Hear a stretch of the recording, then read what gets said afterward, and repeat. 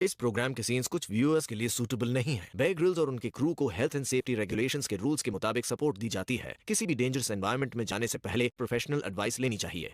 मैं दुनिया की कुछ सबसे खतरनाक जगहों में कुछ जबरदस्त चुनौतियों का सामना करने वाला हूँ, जहाँ जिंदा रहने से जुड़ी तकनीकें जिंदगी और मौत के बीच का फर्क तय कर सकती हैं। मैं अफ्रीका के पश्चिमी किनारे पर नमीबिया में हूँ, जो दुनिया के सबसे गर्म, सूखे और सुनसान इलाकों में से एक है। यहाँ साल में 2 इंच से बस कुछ ही ज्यादा बारिश होती है। आपको पानी नहीं मिला तो आप मर जाएंगे।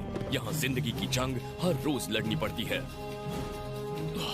कितनी बदबू है। मैं दुनिया के एक सबसे खतरनाक सांप और उसके अलावा एक ऐसे जानवर का सामना करूंगा जो मेरी जान ले सकता है।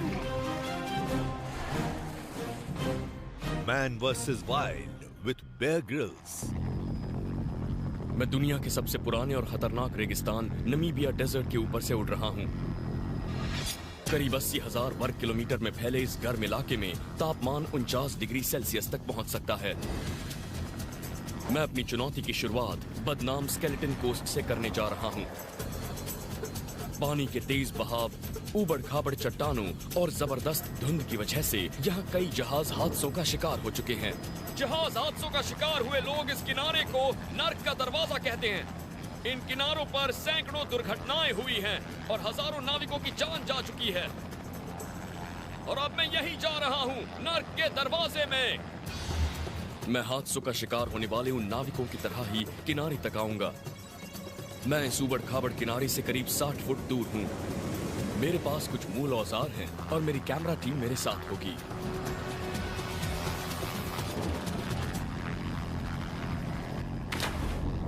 पानी में बहकर समंदर में पहुंचने से पहले मुझे किनारे तक पहुंचना होगा, वरना मैं डूब जाऊंगा या टाइगर शार्क्स का शिकार बन जाऊंगा।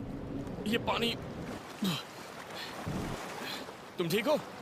लहरें बहुत ताकतवर हैं। काफी मेहनत करनी पड़ी। हादसों के शिकार जो नाविक समंदर में डूबने से बच गए होंगे, उनकी जान इस बंजर इलाके ने ले ली होगी।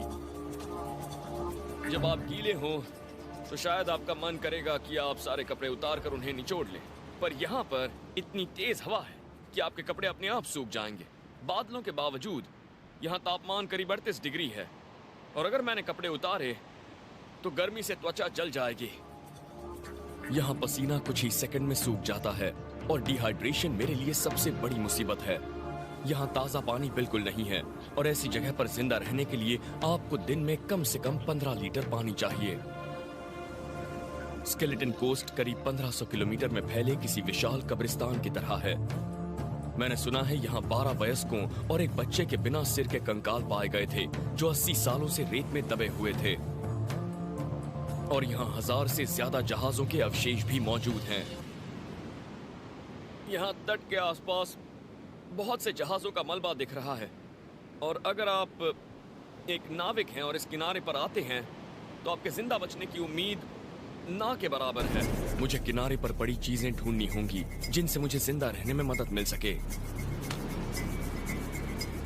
ये ऊंची लहरों का निशान है जहां रेत उन चट्टानों से मिल रही है और इस जगह से सारा मलबा पानी में बह जाता है। बस जरा सा प्लास्टिक मेरी जिंदगी बचा सकता है, लेकिन चीजें ढूंढते हुए सावधान भी रहना चाहिए। ओ, जरा यहाँ देखिए। यही वजह है कि चीजों को हटाते हुए मुझे सावधानी बरतनी चाहिए। आप देख रहे हैं इसे? लेकिन मुझे तेजी से काम करना होगा क्योंकि लहरें वापस आ रही हैं। आपको जितना ज्यादा हो सके इसमें उतना पानी डाल लेना चाहिए। अगर आपको समंदर का पानी ना मिले तो आप इसमें पेशाब भी कर सकते हैं। तेज धूप में गड्ढे का पानी 2 घंटों में ही सूखने लगेगा और दिन भर में मुझे 1 लीटर से भी कम पानी मिल पाएगा। और अब मैं सूख चुका हूँ और यहाँ पर ये जो अंगारे हैं, इन पर मैं मसल्स भी अच्छी तरह पका सकता हूँ।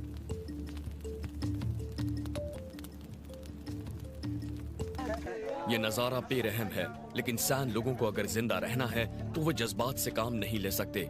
वो मारेंगे नहीं तो उन्हें खाना नहीं मिलेगा।